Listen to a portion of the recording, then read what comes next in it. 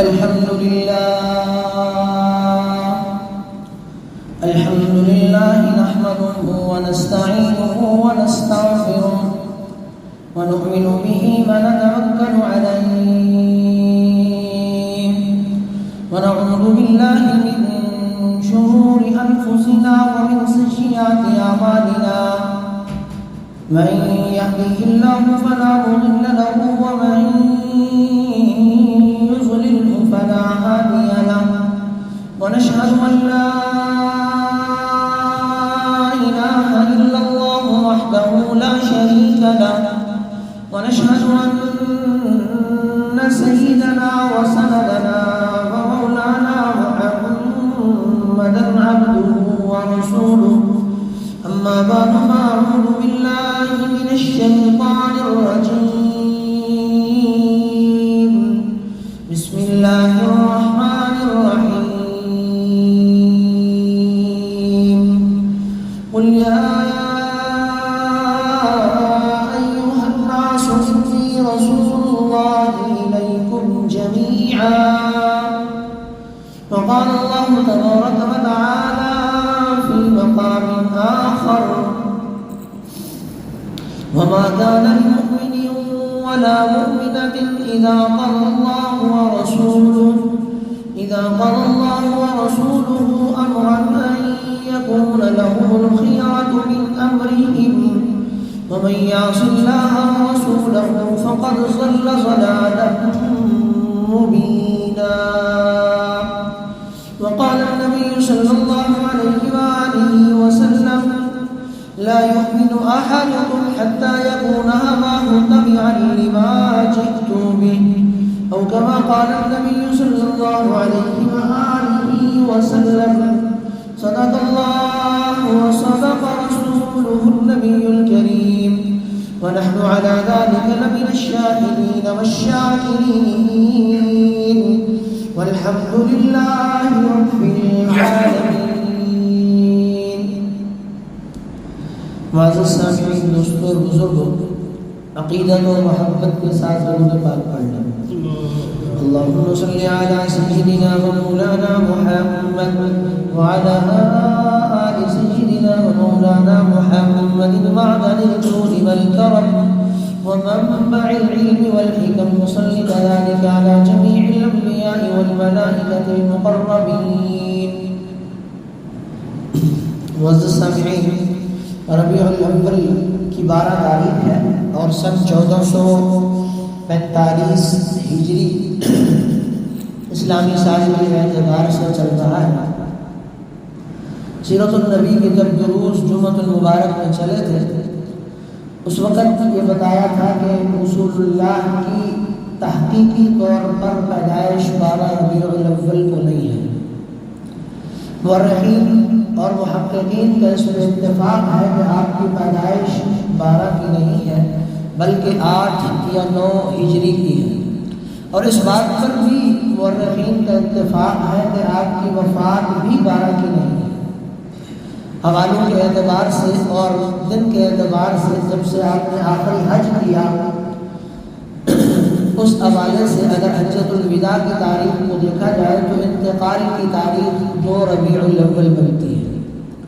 بہرحال یہ مہینہ جو کہ عظمت والا مہینہ ہے کائنات میں، اس مہینے کے اندر امام الانبیاء تشریف لائے. سرکار عالم محمد مصطفیٰ احمد مجتبیٰ صلی اللہ علیہ وآلہ وسلم تشریف لائے. اس حوالے سے یہ مہینہ پوری کائنات میں سارے مہینوں سے سب سے زیادہ افضل مہینہ ہے.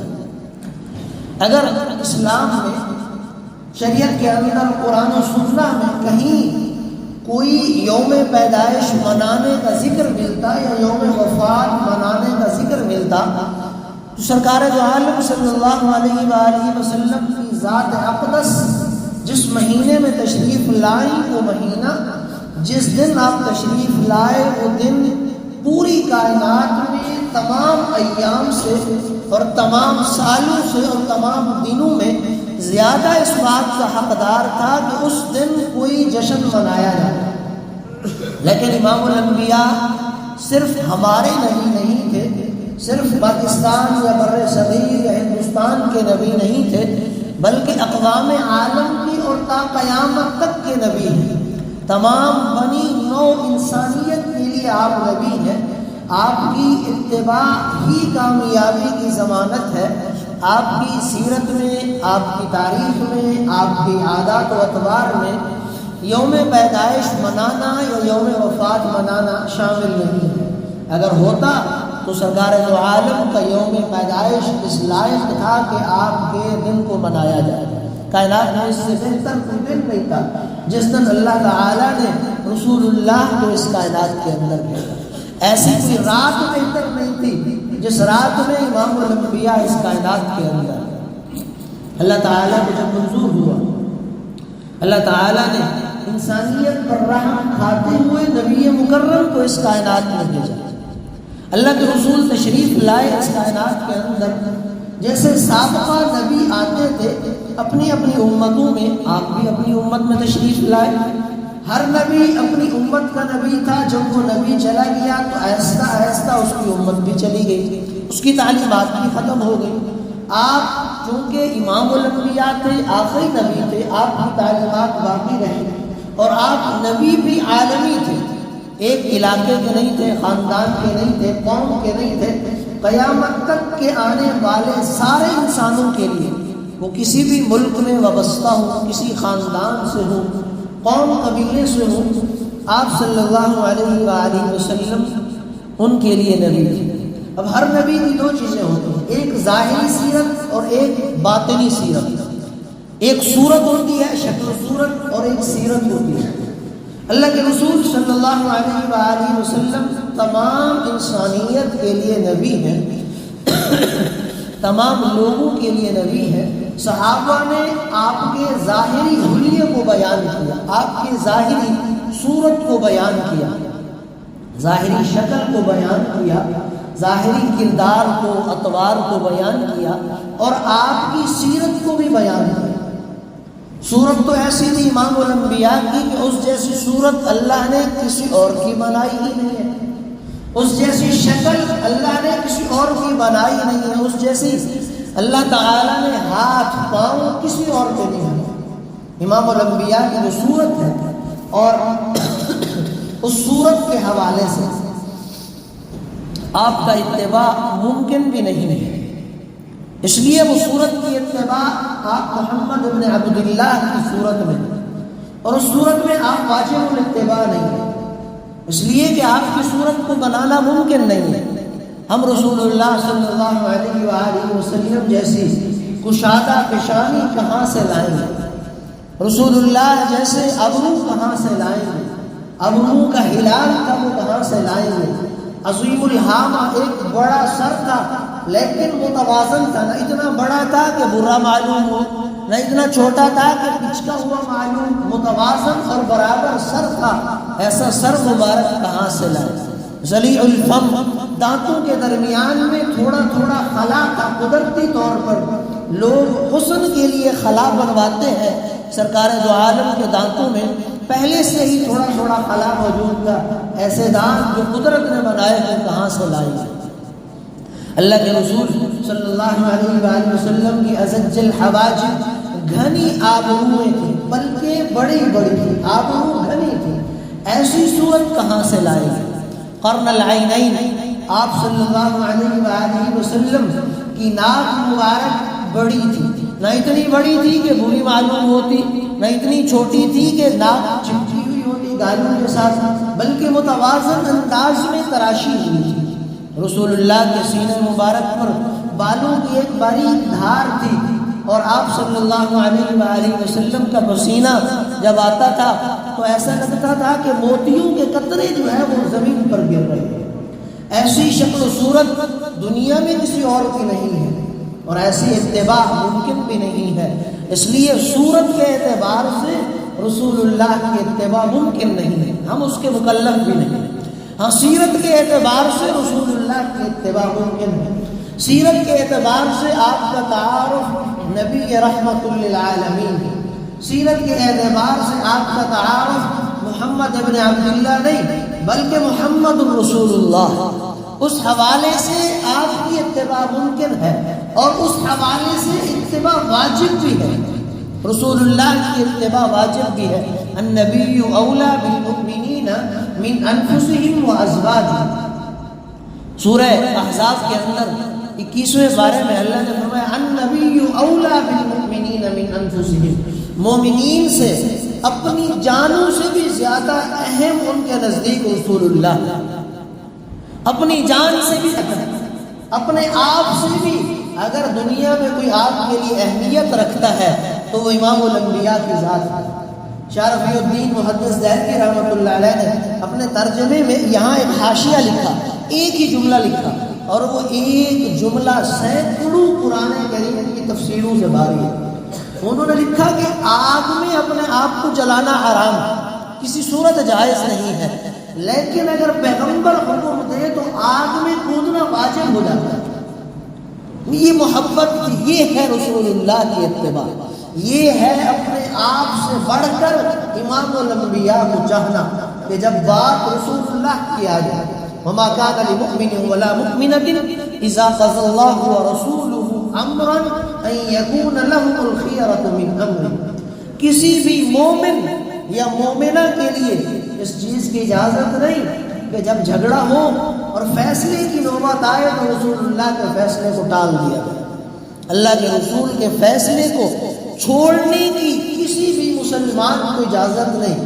دوسرے لفظوں میں کیا مطلب ہوا؟ ہر بندے سے اس کی ذاتی اتھارٹی ختم کر دینی, اس کی ذاتی حیثیت کو, اس کی ذات کو بالکل نفی کر دیا گیا, اور اتھارٹی اور پاور اور فیصلہ سازی رسول اللہ کے ہاتھ میں تھی. کہ اگر اللہ کے رسول کوئی فیصلہ فرما دے, کسی بھی مسلمان کے لیے جائز نہیں کہ اس فیصلے کے خلاف ایک بھی لفظ ہے.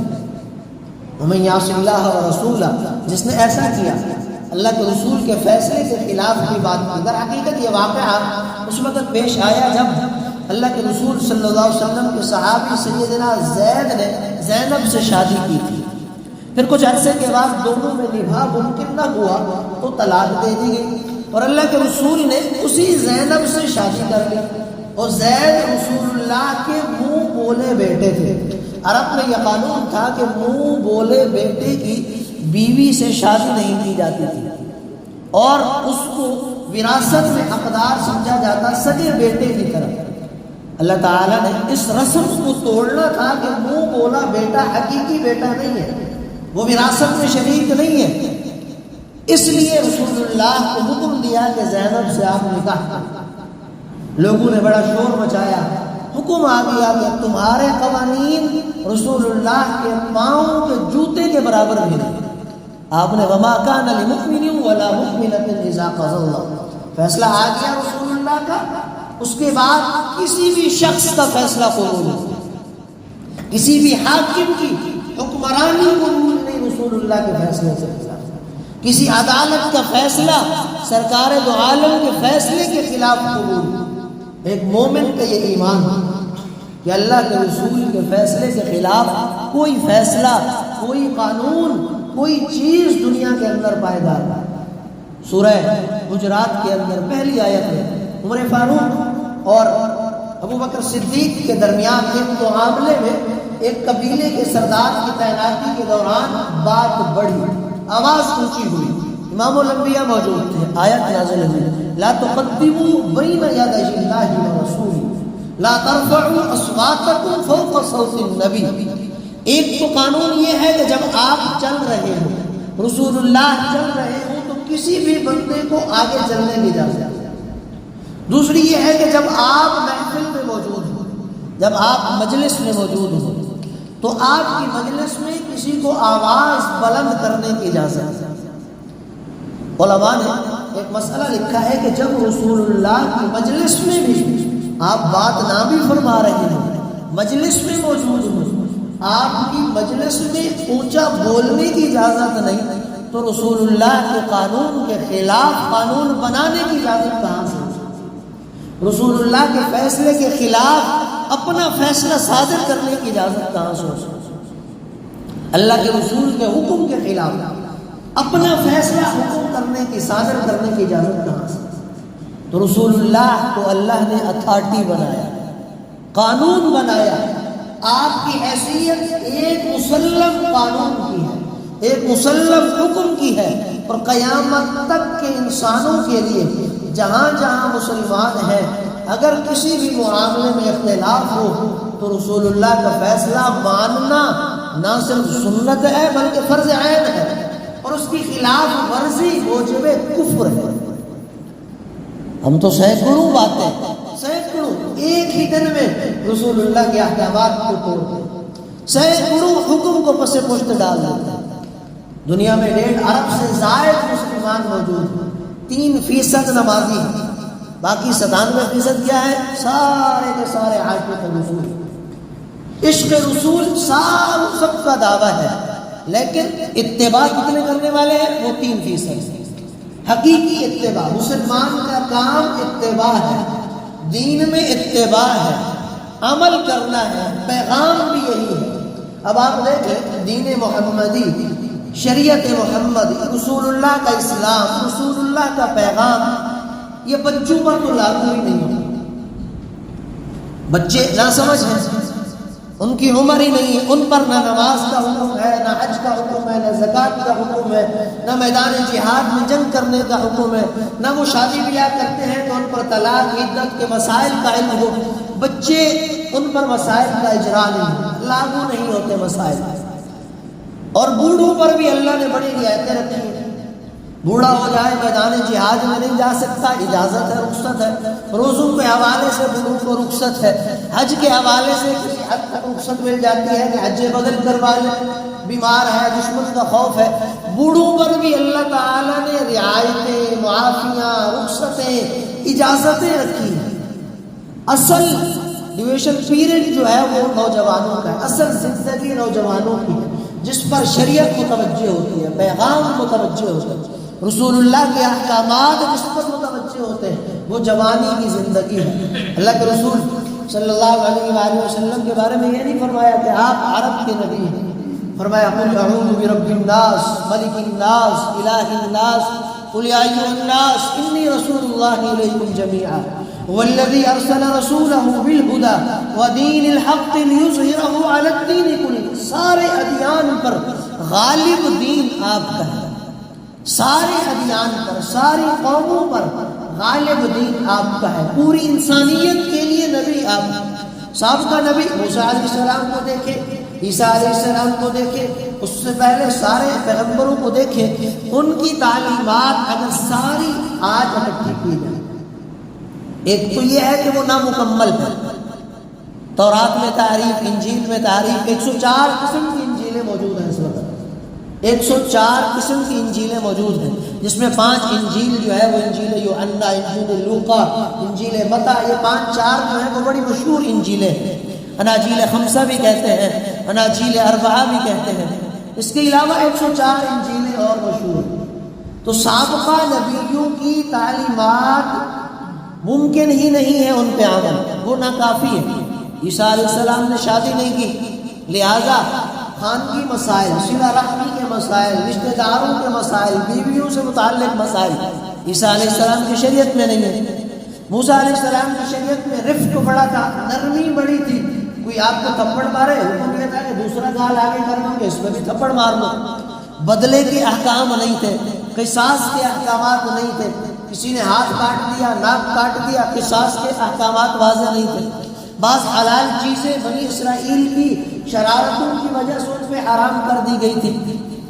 اگر بنی اسرائیل میں کوئی آدمی زنا کرتا تو اس کے ماتھے پہ لکھا ہوتا، اس کے دروازے پہ لکھ دیا جاتا کہ اس نے یہ گناہ کیا۔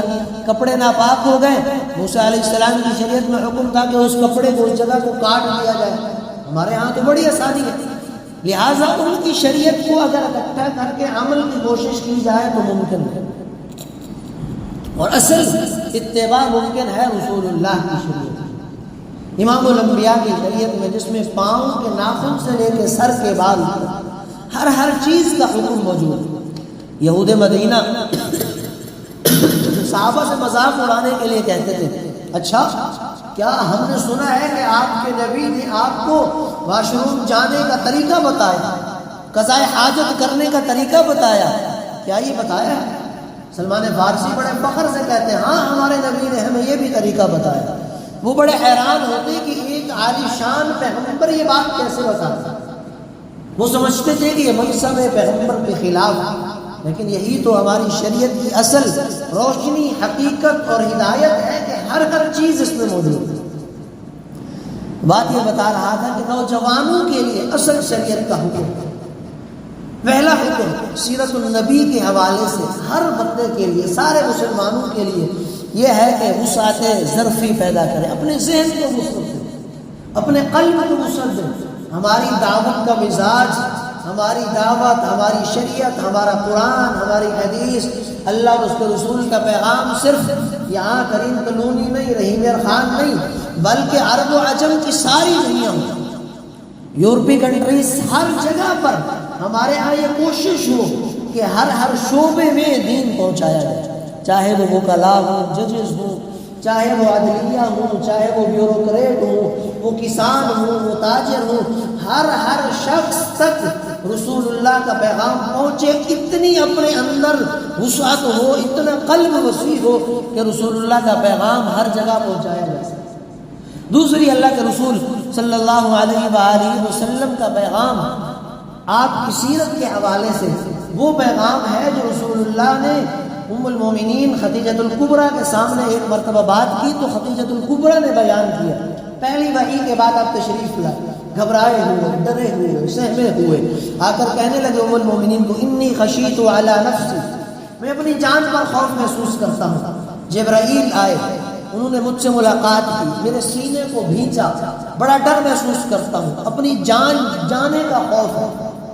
ام المومنین نے 10 چیزیں بیان کی اللہ کے رسول کے سامنے، فرمایا کلا واللہ لا یخزیک اللہ ابدا، اے نبی آپ کو اللہ کبھی رسوا نہیں کرے گا، کبھی آپ کو اللہ رسوا نہیں کرے گا، کبھی آپ کو ہلاک نہیں کرے گا۔ کیوں؟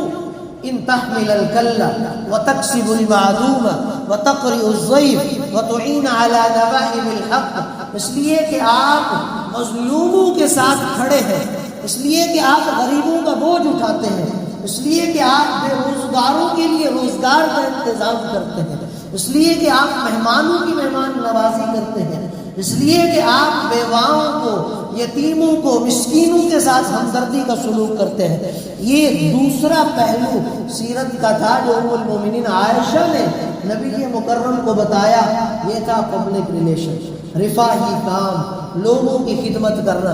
یاد رکھیں خدمت کرنا ایک ایسا عہدہ ہے، ایک ایسا شعبہ ہے، دنیا میں کوئی بھی طاقت آپ سے کبھی نہیں چھین سکتی۔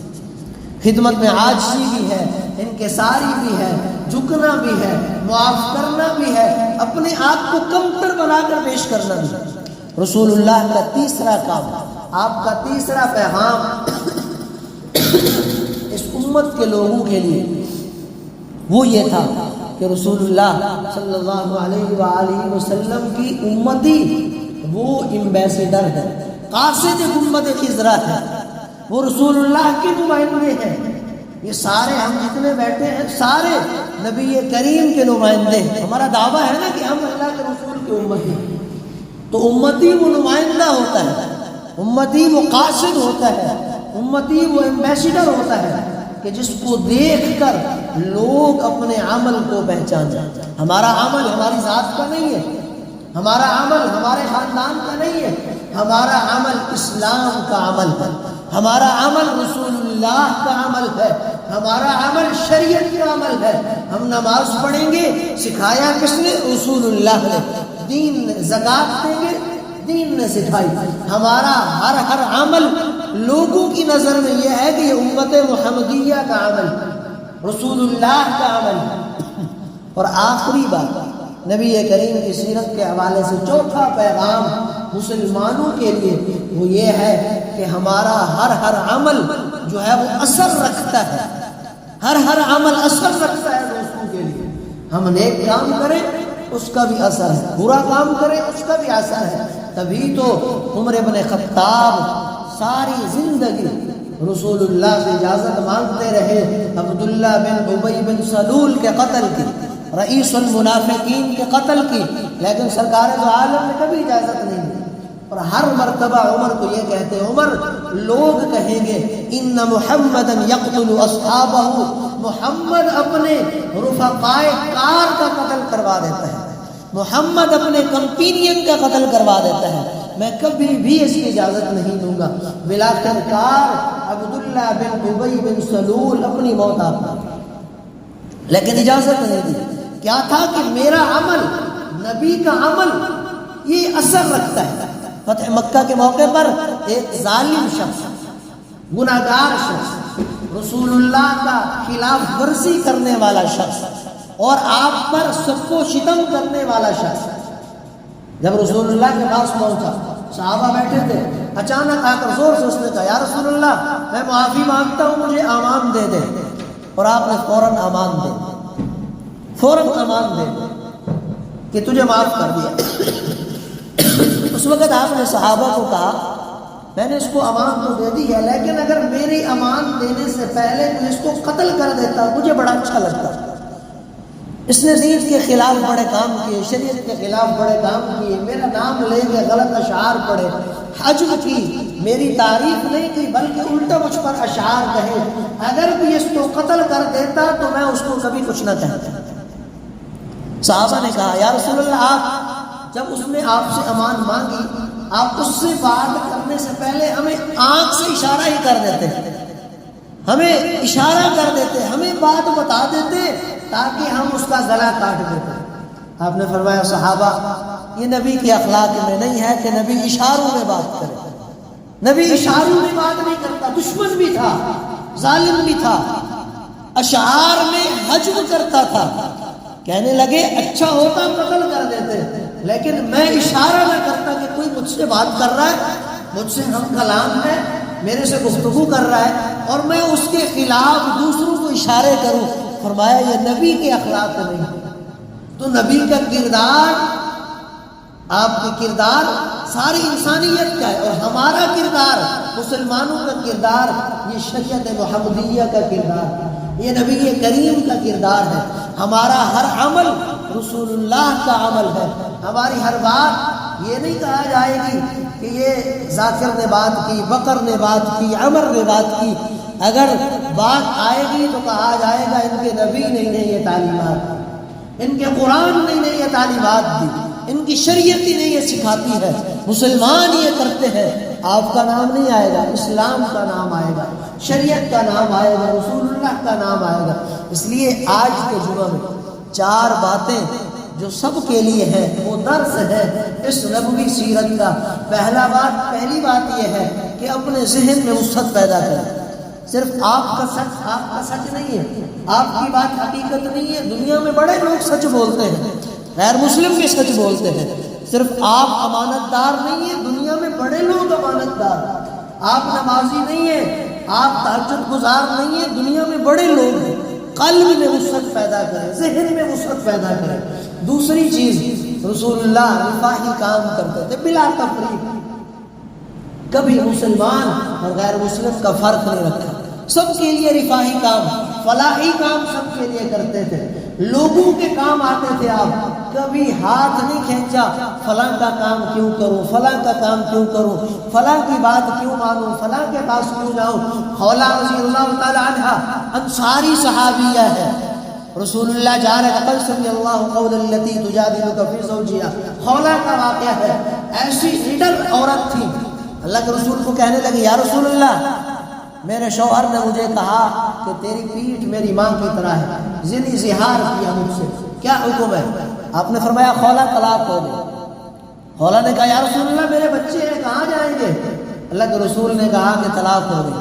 خولا ایسے جلال میں آ گئی، کیسے ہو سکتا ہے رسول اللہ، آپ کا فیصلہ کیسے ہو سکتا ہے میرے خلاف، میری اولاد کے خلاف آپ کیسے فیصلہ دے سکتے ہیں؟ قرآن کریم کی آیات نازل ہوئی خولا کے حق میں، اللہ کے رسول نے کبھی برا نہیں منایا، خولا کے حق میں آیات نازل ہوئی، خولا جیت گئی۔ اور حضرت عمر ساری زندگی جب بھی خولا بلاتی کھڑے ہو جاتے اور کہتے یہ وہ عورت ہے جس کی وجہ سے رسول اللہ رک جاتے تھے، اس عورت کی وجہ سے یہ اخلاق، یہ کردار تھا رسول اللہ کا، رفاہی کام۔ اور تیسری چیز، اللہ کے رسول صلی اللہ علیہ وآلہ وسلم کا عمل جو ہے، جو کردار ہے، وہ سارے مسلمانوں کا کردار ہے۔ ہمارا ہر عمل شریعت کا عمل ہے، ہمارا ہر کام مسلمانوں کا کام کہا جائے گا۔ اور چوتھی بات، مسلمان سارے رسول اللہ کے نمائندے ہیں، گنبد خضرا کے قاصد ہے، گنبد خضرا کے امبیسڈر ہے۔ ہمارا ہر عمل سرکار دو عالم کے عمل کی طرح دیکھا جائے گا، ہمارے ہر عمل کو یہ کہا جائے گا مسلمانوں کا عمل ہے، ان کے نبی نے انہیں سکھایا، ان کی شریعت نے انہیں سکھایا۔